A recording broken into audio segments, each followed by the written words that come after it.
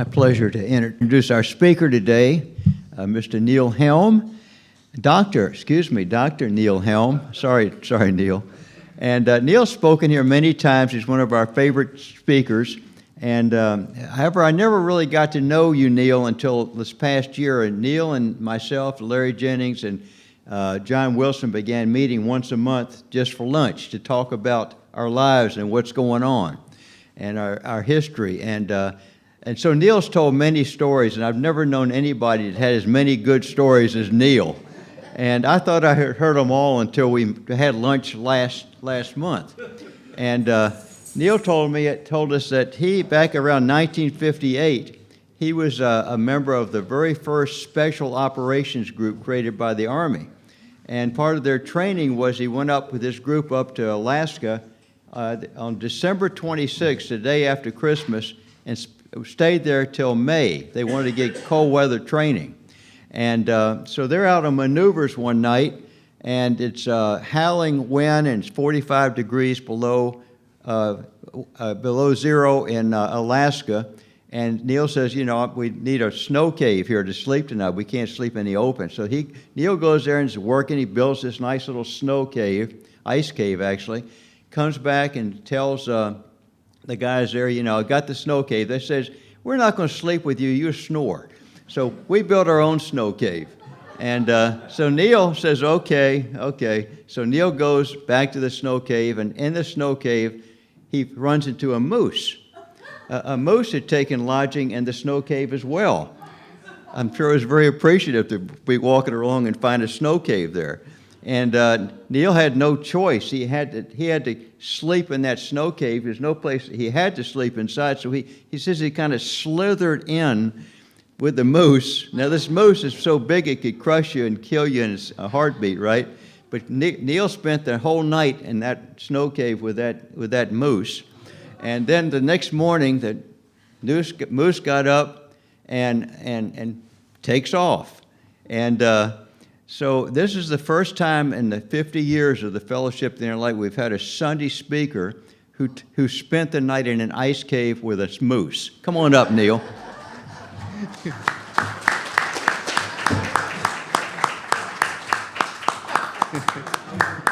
Too good a story to pass up.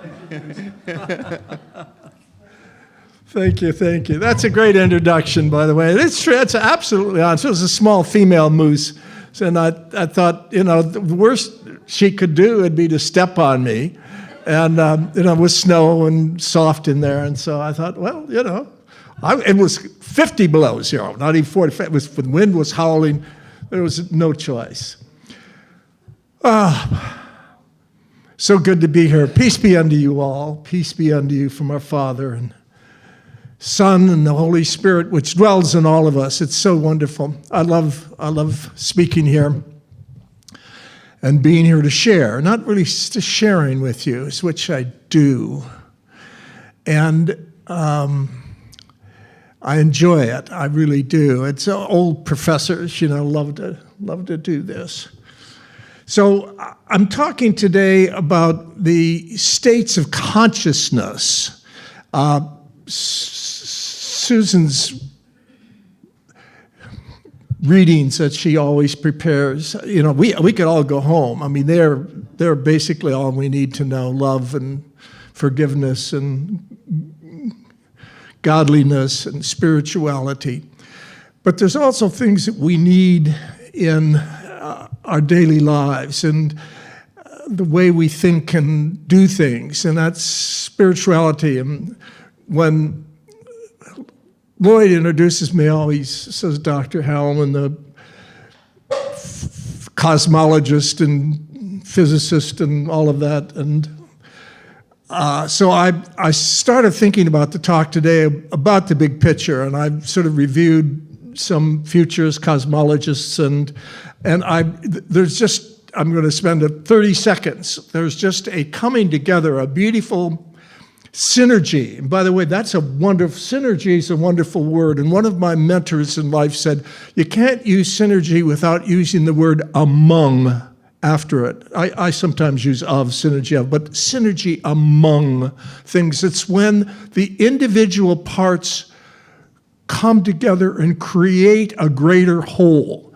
So the sum is much greater than the parts, and they all work. The internet, by the way, is example. When I was talking to students, but also at conferences, and I was sort of at the birth of the internet as well. Well, that's not that old. That took place in the late 80s, and I knew Abramson from the Aloha slot work in Hawaii, and then I was at DARPA, running the DARPA project when they took and really started the internet project. And it's a synergy of communications and internet and computing and all of that. By the way, artificial intelligence is a new synergy coming together, which a lot of people don't understand. I'm thinking, if I'm talking again here in the fall, I may talk about artificial intelligence, what that really means to us. So many people, by the way, they just sort of think, well, it's our own intelligence, maybe done by a robot or a machine. It is so much more than that. There's a synergy of things that are coming together that make things called artificial intelligence, AI. And by the way, don't think necessarily that it's good for you. There's a lot of people out there creating AI apps that all they want is your money and your time. So that's a different subject. So we're talking about this big cosmology and the synergy of things. There's four really things that are coming together. The cosmology, looking into the future and what's happening out there in the big cosmos. Spirituality, consciousness, and now quantumness, quantum mechanics, quantum physics. And all four are coming together in a very beautiful way that I'm going to have, I think, a lot of talks in the future about the synergy of those four. Again, cosmology, what's happening out in the galaxies and in the world, and I believe other groups of people and lifestyles that are out there, and spirituality, which is out there as well, quantumness, which is then going and taking to the littlest, the smallest, littlest parts of atoms. So we're going from the spiritual, the largest, down to the smallest little bits of pieces of atoms, and then our consciousness and how that plays out. So that's the big picture. But I really want to talk today about some applications of consciousness. Professionally, we say the altered states oftentimes of consciousness. And I don't like the word altered. Altered means to me something maybe is wrong and you have to change it. I like the word expanded states of consciousness, because I think each one of them are expanding. And right off the beginning, consciousness is ever so much more than your brain. And artificial intelligence in that sense is so much more than a brain. Your brain really has two major functions. It's like a computer. It sorts stuff, and very rapidly. And then it's a memory. It's a data house, that remembers all this stuff. These big data farms that are coming up in Northern Virginia, they're just banks and banks of memory. But consciousness is so much more than the computing in the brain and the data in the brain. You need that. You certainly need that. But consciousness is so much more, and it's outside of the brain. It's transpersonal in that sense. Trans meaning out of the person. Transpersonal. So what are we talking about here of the expanded states of consciousness?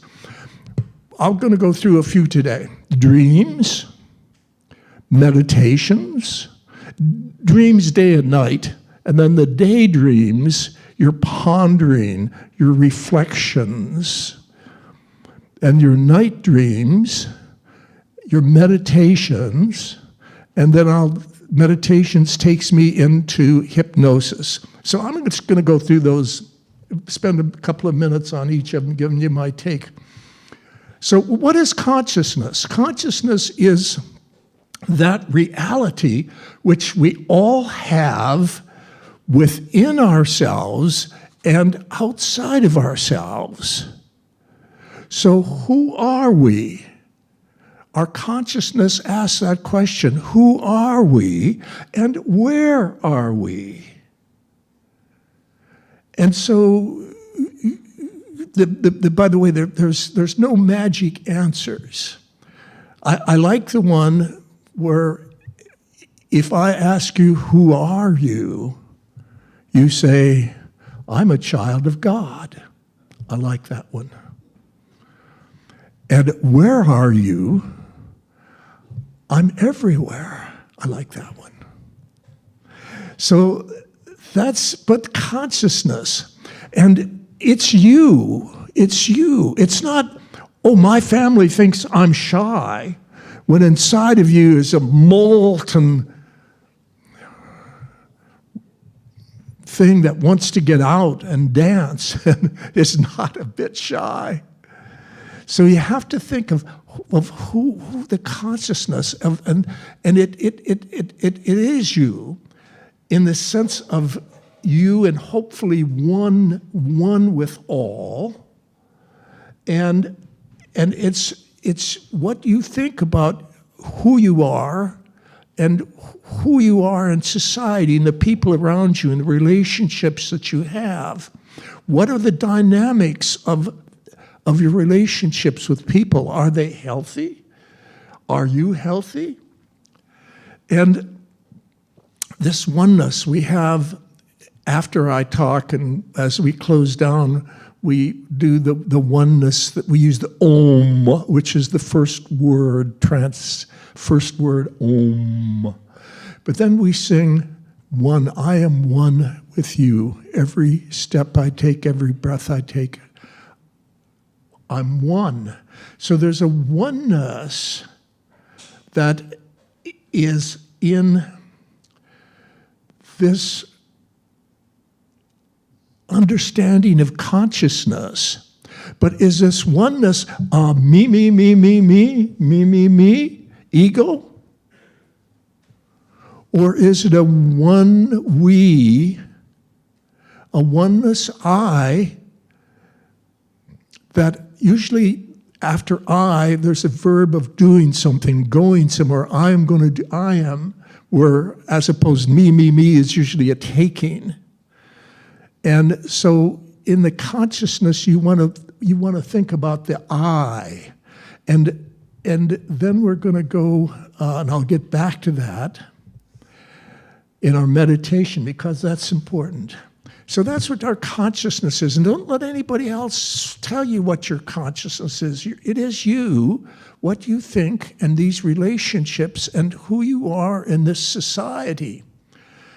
And then we'll go to dreams. And beautiful dreams are working through our whole lives. They can be working through the activities you had today or yesterday.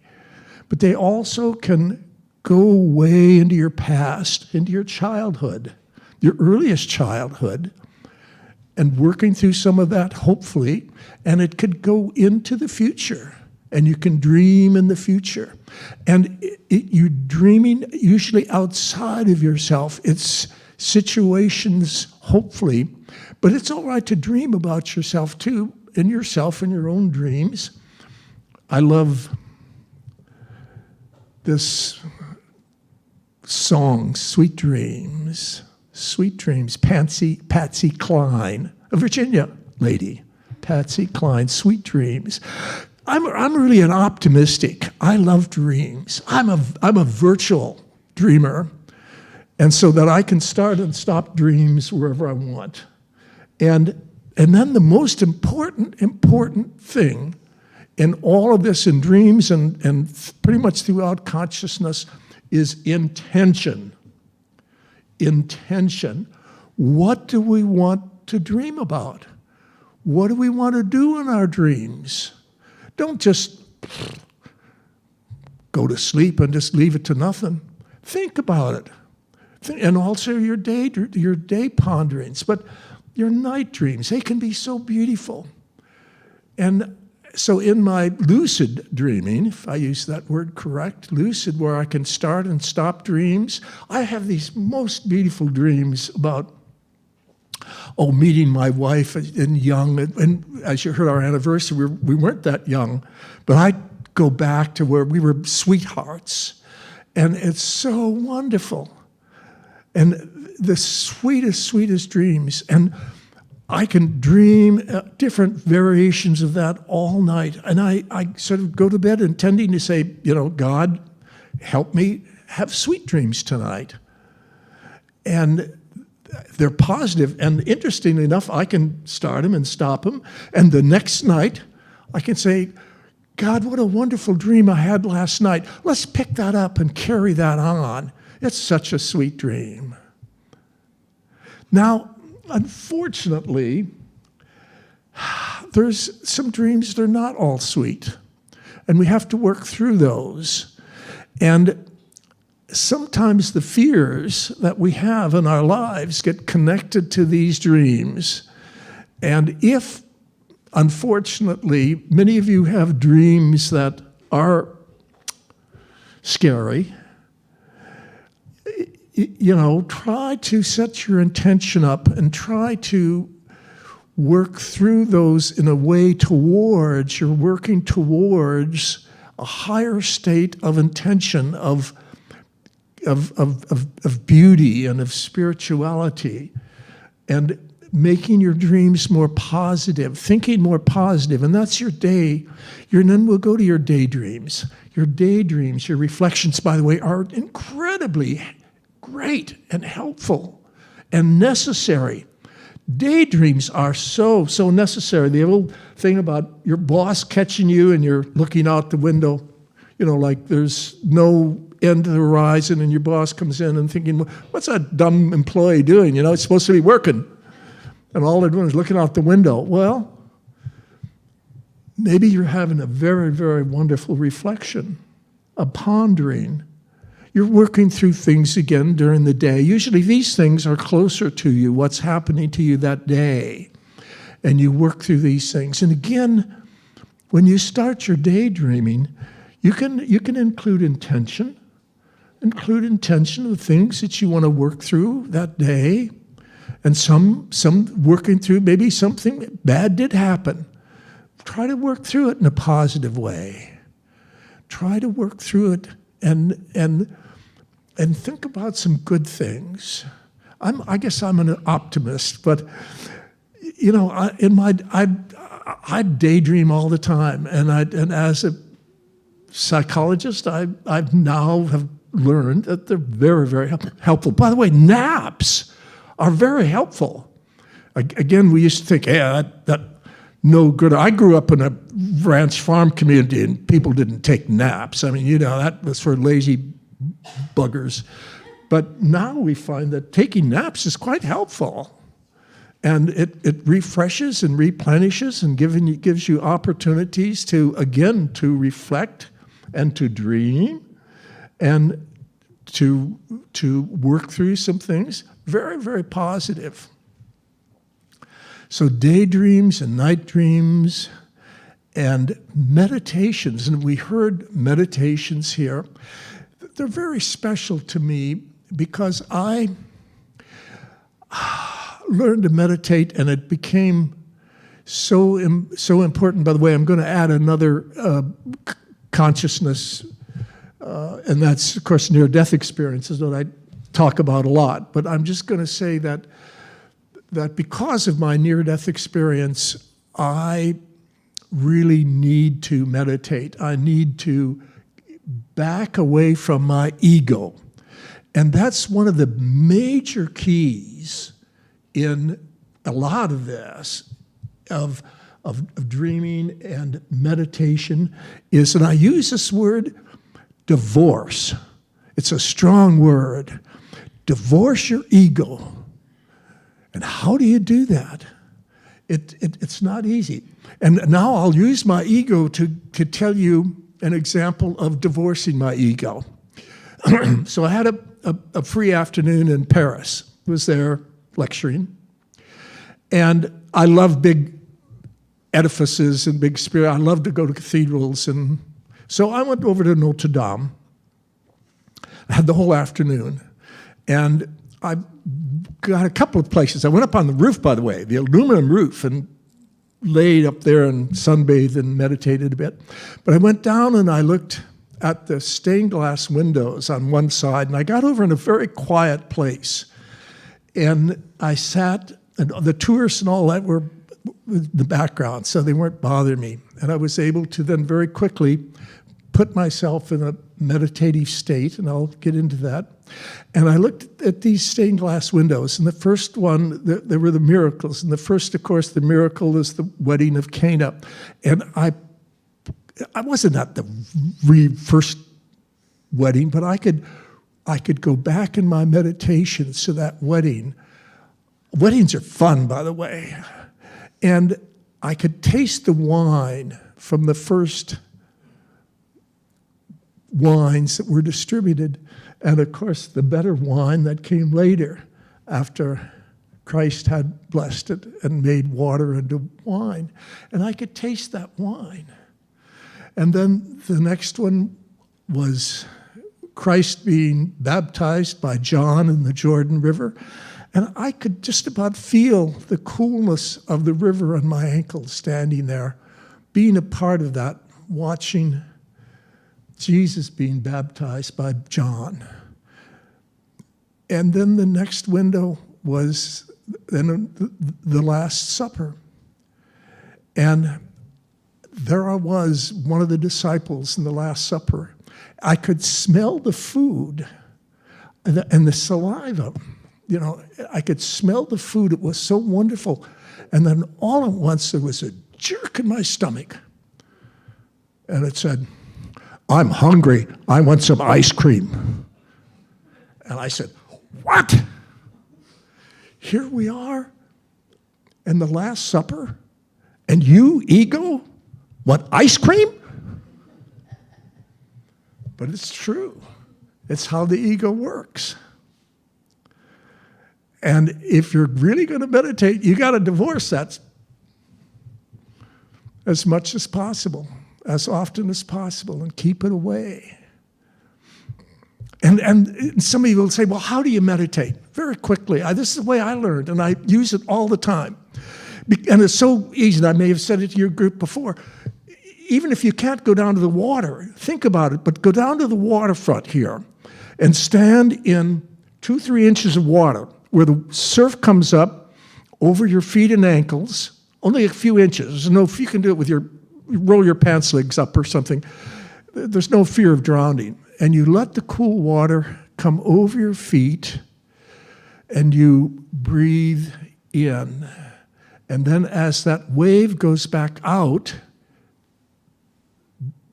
back over your feet again, breathe out. Breathe in, when the wave is coming in, and breathe out when the wave is going out. And then you time yourself to the waves coming in and going out, and you find that they get slower and slower. And so what you're doing is just basically slowing your breathing down and just let that feeling of the coolness of the water and maybe some sand in your toes, and just in your divorcing your ego, and you're just letting this water come over your feet. And just this in and out, slowing of the breathing, in and out. And all at once, I'm meditating. I've gone, I'm under. And from there, I can go levels and levels and levels down. And I've learned to do that more with hypnosis. And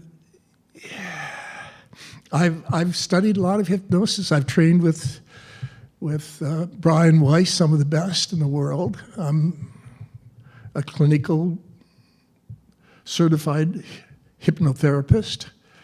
And I don't take that easy. When I've hypnotized people, I do it very seriously and very professionally. But that's, you go levels deeper and deeper from meditation down into, and Edgar Casey could do this very easily. He'd lay down on his couch and he'd fold his arms and he'd put himself into a hypnotic trance. And once you do it, and he had near-death experience, by the way, as I did, it becomes easier and easier to do that. So, and that near-death experience was so important to all of these things. It pierced that veil so that I was able to find God again and again and again. As I spoke, the last time I spoke here, I talked about going to heaven. And once you pierce that veil and go to heaven through very deep hypnosis, I can go back again and visit people in heaven and see what it's like up there, and it's wonderful, as I told you the last time I spoke here. So there it is. So we've got dreams, night dreams, intentions on all of this. Daydreams, your ponderings,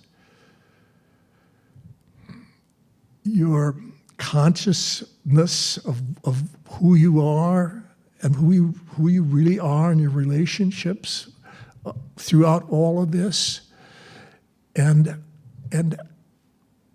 your consciousness in a bigger sense, in the transpersonal sense of beyond your ego, beyond yourself. And that usually gets you into the world of spirituality, of what is my relationship to God? And that becomes a part of your consciousness. And it's reasons why I think all of you are here today. Because, and my take on this, and you've heard it before, is we're all on the path to God. We're all on the path. There's no hell in my world. There's people lower on the path. We're all on the path, and the path always goes up, and we're going towards God. And that's, as we reincarnate and incarnate again and again and again, we work on going up this path and going towards God. And that's our ultimate goal, and that's our ultimate intention, and that's the most beautiful part of our spirituality and our consciousness. Thank you.